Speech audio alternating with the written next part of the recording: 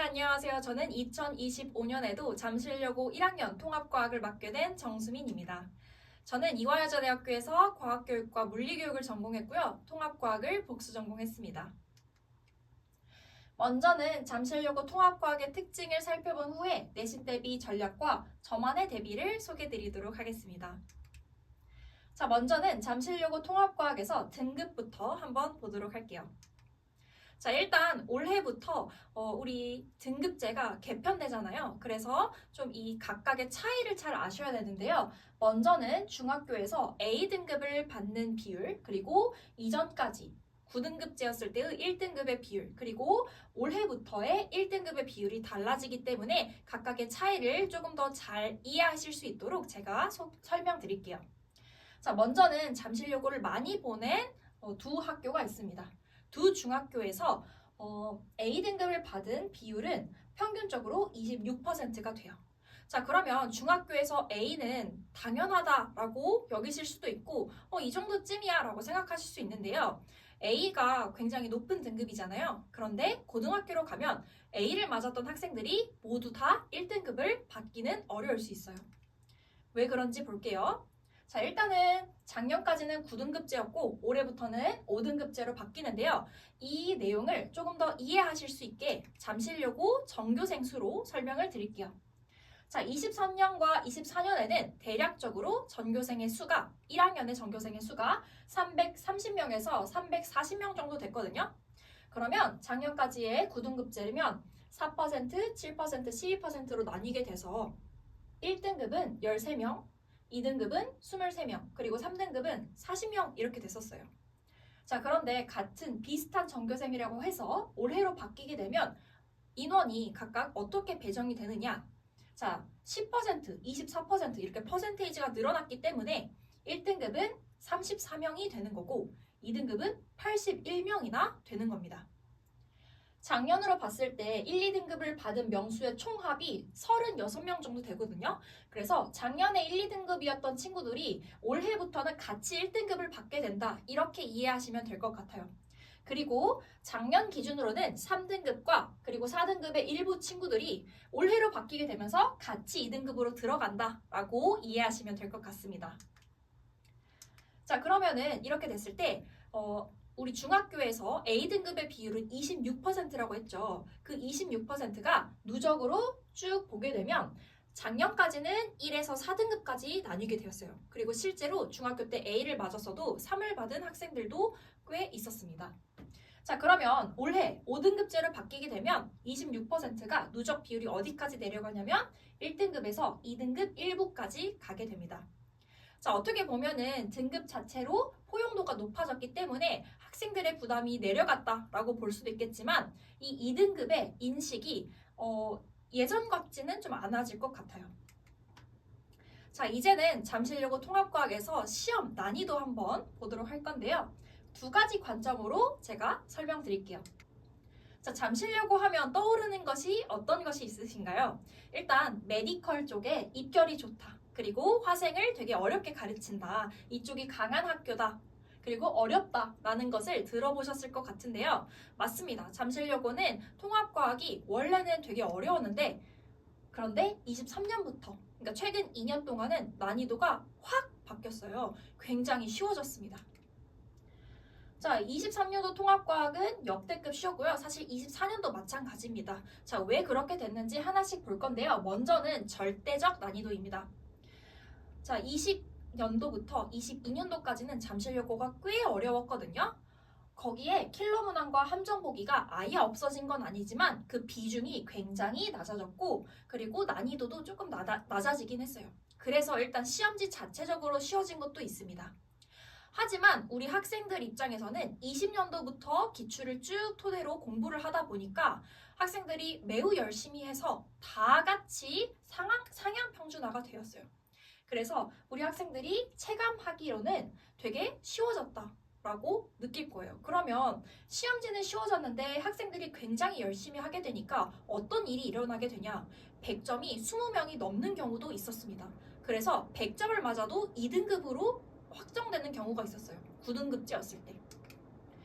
자, 예시를 좀 더 들어볼게요. 자, 1년의 시험 중에 2학기 중간고사가 화학 반응이 들어가서 산화환원 이런 게 들어가서 되게 어렵거든요.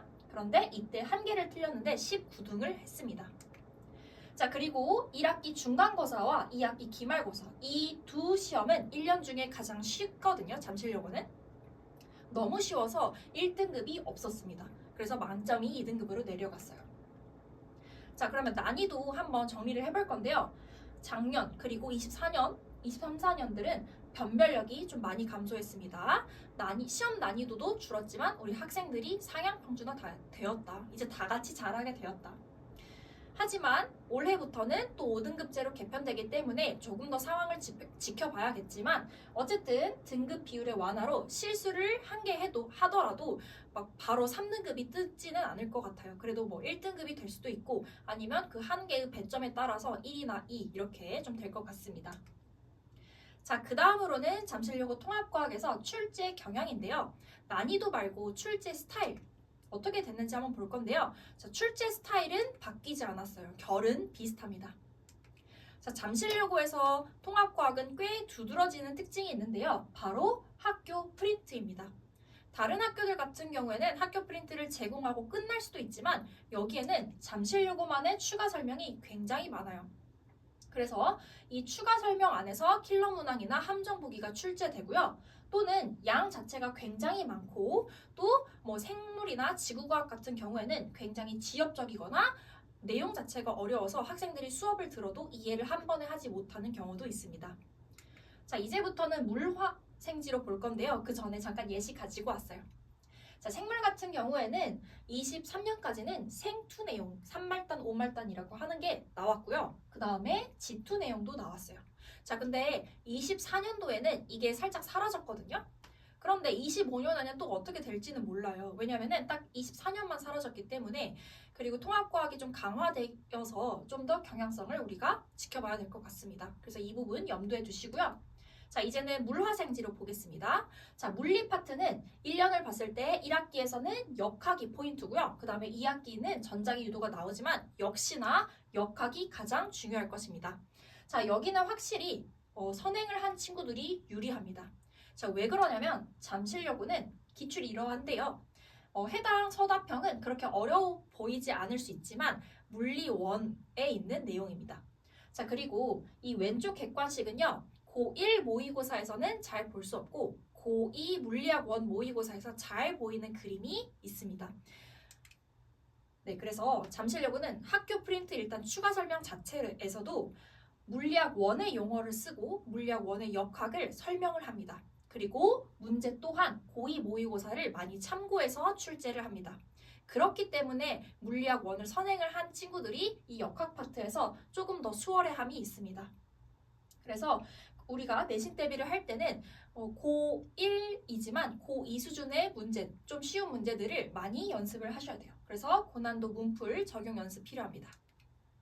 자, 그 다음으로는 화학 파트인데요. 잠실여고는 그래도 화학이 제일 중요해요. 자, 1학기는 주기성, 원소들의 주기성과 화학결합이고 그 다음에 2학기 때는 산화환원과 중화반응인데요. 둘 중에 더 어려운 파트가 어떤 파트인가요? 하면은 무조건 2학기 파트가 될 겁니다. 자, 그러면 화학도 화학 1이 추가 설명으로 들어가느냐? 아니요, 용어가 나오진 않고요. 화원을 다루지는 않습니다.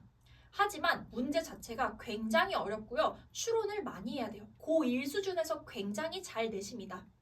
자, 그래서 추론이나 계산이 복잡하고 문제 자체가 길기 때문에 시간 소요가 좀 많이 돼요. 자, 그리고 1학기 정리해보면 1학기는 노력으로 커버가 좀 어느 정도 가능하지만 2학기 때는 화원 수준의 문풀 연습이 필요합니다. 자, 다시 한번 말씀드리지만 화원 문제집을 풀어야 될 건 아니고 화원에 써먹는 스킬들은 우리가 좀 이해는 하고 있어야 합니다. 자, 이게 화학에서의 예시인데 보통 다른 학교 같은 경우에는 이 그림만 나오고 끝나는데 조금 더 추론하게 이런 표가 더 나오기도 하고 또 이게 화학 문제인데요. 굉장히 길죠. 그래서 시간 소요가 좀 많이 들고 정확하게 알고 있어야 됩니다. 자, 그 다음으로는 생물 파트인데요. 아까 살짝 보여드렸죠. 생투 같은 지엽적인 내용이 나옵니다. 자, 여기 생물 파트는 객관식은 좀 무난한 편이나 서술형이 좀 특이점이 있다면 이런 생투 내용 그리고 지엽적인 내용이 나오잖아요. 그럼 무조건 서술형 하나로는 나왔어요. 자, 그래서 생물 같은 경우에는 당연하게도 정확한 암기 중요하고요. 추가 설명이 있기 때문에 기출문제를 좀 잘 보셔야 합니다.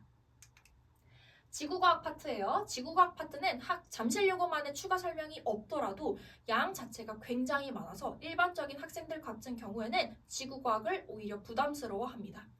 그래서 양이 많고 헷갈려 하고요. 객관식의 함정 보기로 출제가 잘 됩니다. 자, 그리고 추가 설명은 5개념 없이 암기하는 게 포인트가 될 것 같습니다. 네, 여기가 생물과 지구과학의 예시인데요. 생물 파트도 실험을 되게 잘 이해를 하셔야 되고요. 그런데 요거는 한번 기출을 보면서 공부를 하면 우리 학생들 잘 푸실 수 있습니다.